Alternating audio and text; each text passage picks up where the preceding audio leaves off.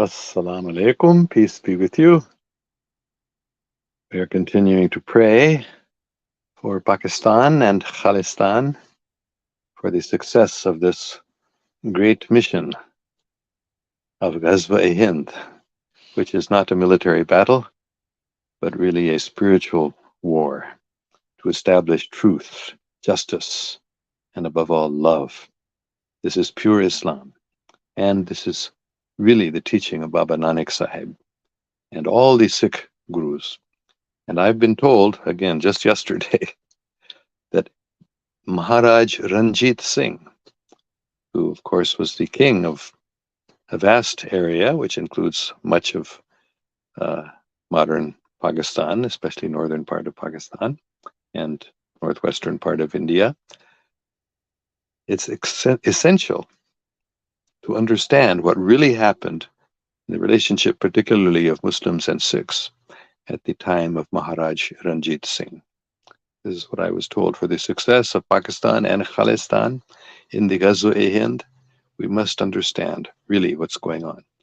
Not only at the time of Maharaj Ranjit Singh, but before him also, after the time of Baba Nanak Sahib, and through the 10 Sikh gurus. The followers of Baba Nanak and his successors were the real Muslims. Although there's been political, military conflicts between Muslims and Sikhs throughout that period up until now, that all is changing. It must change.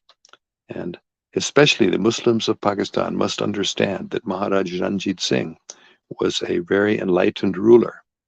And the Sikh community, the Khalsa, which means pure, Khalistan means the land of the pure, Khalsa means the pure followers of Baba Nanak Sahib and the successor gurus within the Sikh tradition, they were real Muslims. They were the real Muslims. The Muslims weren't real Muslims at that time. They had deviated. Muslims had deviated from the path of the Holy Prophet Muhammad, peace be upon him, who stood up for truth and justice, who stood up for love and harmony, who stood up for establishing pure Islam. He didn't teach what we're thinking about of Islam today. He didn't emphasize the things that we emphasize. He emphasized above all peace, believe it or not. He did not like to fight. He didn't want to war. He wanted to establish peace, love, and harmony among all the people, especially between his enemies and the Quraysh and himself and the Jews and himself. He wanted peace and harmony. He struggled for that. So in the same way, the followers of Baba Nanak Sahib and his successor gurus in the Sikh tradition, they were struggling for justice and truth and harmony. And the Muslims were, unfortunately, promoting not Islam, but the opposite of Islam, deception and injustice. So it's difficult perhaps for us to understand this, but that's why it's important to really study the life and times of Maharaj Ranjit Singh and his predecessors in the Punjab and in northern India among the Sikh tradition. That's what I've been told I must. And continue to talk about the importance of Sindh, and especially the relationships between Muslims and Hindus in Sindh, which is a unique relationship of harmony and working together and accepting and understanding each other. And this is really the secret of Ghazwa-i-Hind, which I have talked about before, but I want to make very, very clear now. I've been told that time is getting short, and we have to wake up. We have to understand that Ghazwa-i-Hind means when the people of India see the Muslims and Sikhs in the Punjab coming together in love and harmony, which means Muslims have to understand the Sikh tradition better. And when the people of India see the see the Hindus and the Muslims in the Sindh come together in love, that is going to, put the frosting on the cake, as we say. Having seen the Sikhs and the Muslims working together cooperatively, as will amaze the people of India, and they will want to join that love and cooperation. And then seeing the Muslims and the Hindus in the Sindh come together and working together in great love and enthusiasm for the truth and for justice and for love, that will absolutely amaze the people of India. And they will want to join Pakistan, Khalistan, Sindh. They will want to become part of this great mission of pure Islam. So that's really why Pakistan was made. Pakistan was created so that Pakistan and Khalistan together could astonish the whole world by this relationship of love between Muslims and Sikhs, and then in Sindh, Muslims and Hindus. This is the secret of success for the Ghazwa-i-Hind. Quite an amazing proposal, but that is what I've been told and what I've been told to start talking about more, because we have to understand this. And finally, I just want to end by saying we are continuing to pray every day, doing zikr for the protection of Pakistan, and especially Imran Khan Sahib and all of his sincere supporters, especially the imprisoned PTI workers. We are praying for their protection and for their strength, and for all the people of Pakistan, especially his sincere supporters of Imran Khan, who are going through a very difficult, trying period now. But may Allah subhanahu wa ta'ala bless us all and give us strength, give us courage, and give us understanding so that we can keep working, keep praying, and standing up for Imran Khan Sahib and his beleaguered followers, his persecuted followers. So that's really all I wanted to say.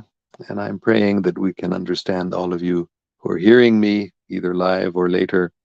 Please try to understand the importance of Pakistan, Khalistan coming together, the importance of Maharaj Ranjit Singh's rule and his life and his personality and his relationships with Muslims, because he had very good relations with many Muslim generals, even in his army, and followers. And so that we have to highlight how the Muslims and Sikhs at the time of Maharaj Ranjit Singh were working together cooperatively, and within his rule, within his administration, and how the British then undermined that. The British were very expert at divide and rule policy, very expert at using deceit and deception to divide. So they divided the Muslims and the Sikhs. Then they conquered the Punjab. So this we're facing right now, again, the British and their successors, the Americans and these satanic forces, trying to divide and rule Pakistan, and trying to divide and rule Khalistan, trying to divide and rule the sincere followers of both Islam and the Sikh tradition, to not get together, because the coming together of the Khalsa and in the Khalistani pure people and the Pakistani pure people, that is going to signal the end of this satanic world that we've been living in for thousands of years. That will be the sign of the coming of world peace. So the enemies of God, the enemies of good people all over the world, the enemies of Islam, the enemies of Christianity, the enemies of Hinduism, the enemies of Judaism, the enemies of all religious people, the satanic forces, they're doing everything they can to prevent this unification of Pakistan and Khalistan, Muslims and Sikhs coming together, and everything they can do to prevent the Muslims and the Hindus in Sindh from coming together and letting that be known. Especially the people of India will be astonished to see this love between the Muslims and Hindus in the Sindh. The tradition is there. Okay, let's see, we have some comments here. What I want to say, of course, Eid Mubarak. And I'll say one other thing. Just yesterday, in the midst of the Eid celebrations for several days, our beloved dog Simon passed away just yesterday. He's not been in good health for some months, really, but the last few weeks. And just yesterday, he had a seizure. He's had a number of seizures, and he passed away. So just wanted to, we're thinking of him a lot today also. Okay. So Eid Mubarak to all of you too. And it's been a wonderful, although for me personally difficult time the last few days, but It's all part of God's glorious plan to establish pure Islam and to bring world peace. And Imran Khan Sahib, we're praying especially because he is such a sincere man, such a good person, and so working so hard, very competent, also extremely intelligent. So we're praying for him, and I'm also especially praying for Sayyid Zaid Hamid Sahib that he will work together with Imran Khan Sahib, and that he's a good friend of mine, as I've said often. And I'm praying for him too, and especially the Supreme Court justices in Pakistan. They can continue to strengthen because they're being put under such pressure also to submit to the bribes and the blackmail of the satanic forces. Let us go on praying for Pakistan and for the sincere leaders, political and especially judicial leaders too, and military leaders of Pakistan to come all together in truth and justice and love. Alhamdulillah. Especially at this glorious time. Ayaz Khan says, Inshallah. Thank you so much. Hafsa Khan says, pray for me. May I also see Holy Prophet Sallallahu Alaihi Wasallam. Oh God, please bless Hafsa Khan. Please, Holy Prophet, peace be upon him. May he be pleased with you, Hafsaji. And I pray all of us, may we come closer and closer to Holy Prophet Muhammad, peace be upon him. And whether we see him or not, may we feel his presence and hear his guidance in our hearts. He is there. He is with us. He is supporting us. He is protecting all sincere Pakistanis. Personally, Holy Prophet Muhammad, peace be upon him, is personally protecting us. He is very, very active right now in establishing pure Islam in Pakistan. Abdul Alim Satari says, Eid Mubarak. Eid Mubarak.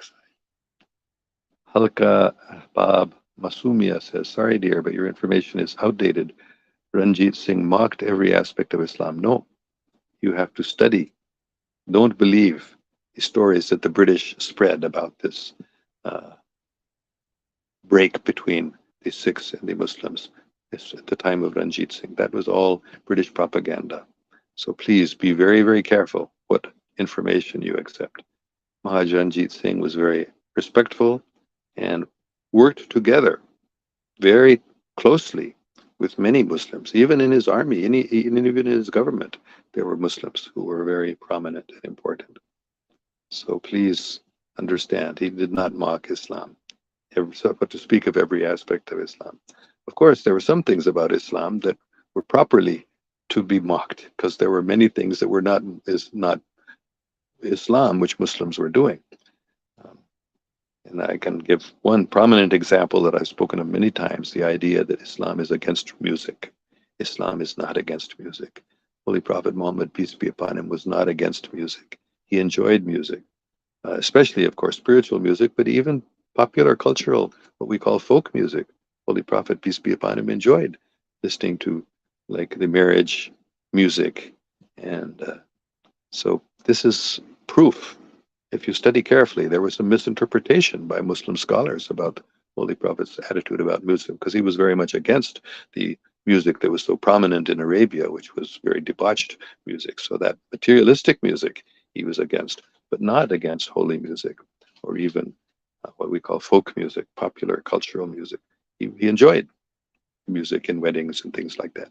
So there were many things which Muslims had deviated from true Islam. And those are the things that Maharaj Ranjit Singh criticized. And not only Maharaj Ranjit Singh, but all good people.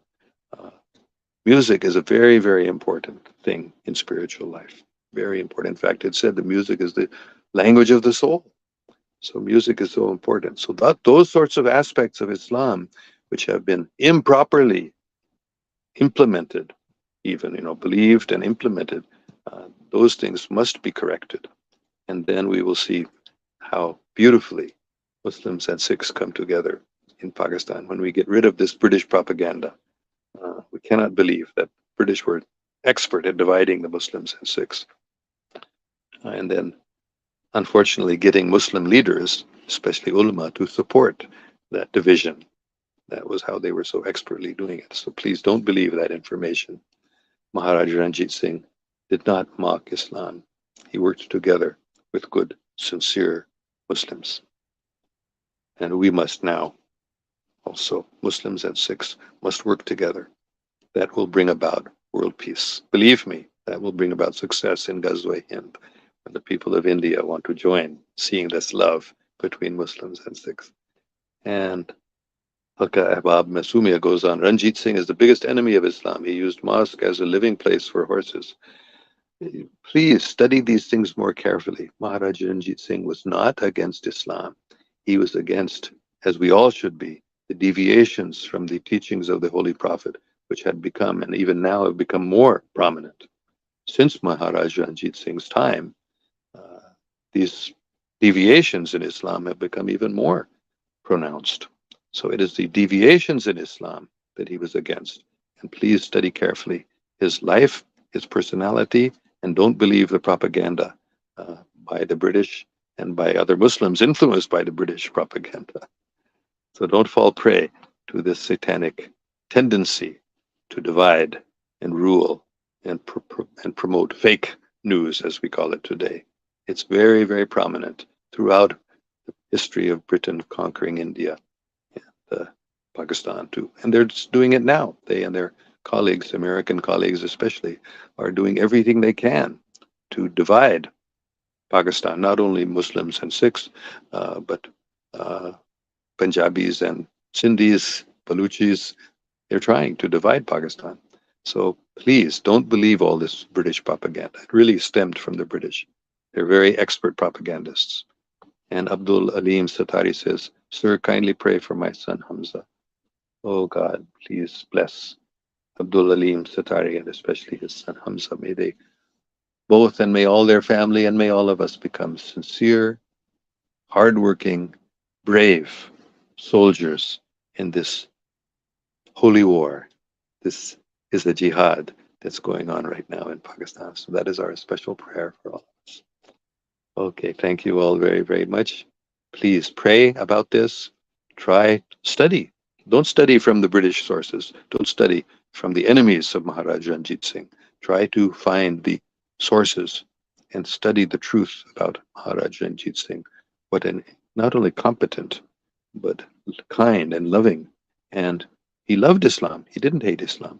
And he had many, many, many Muslim commanders and soldiers who were fighting with him against the Muslims who had deviated. Unfortunately, that had happened. Muslims were not following Islam very well at that time.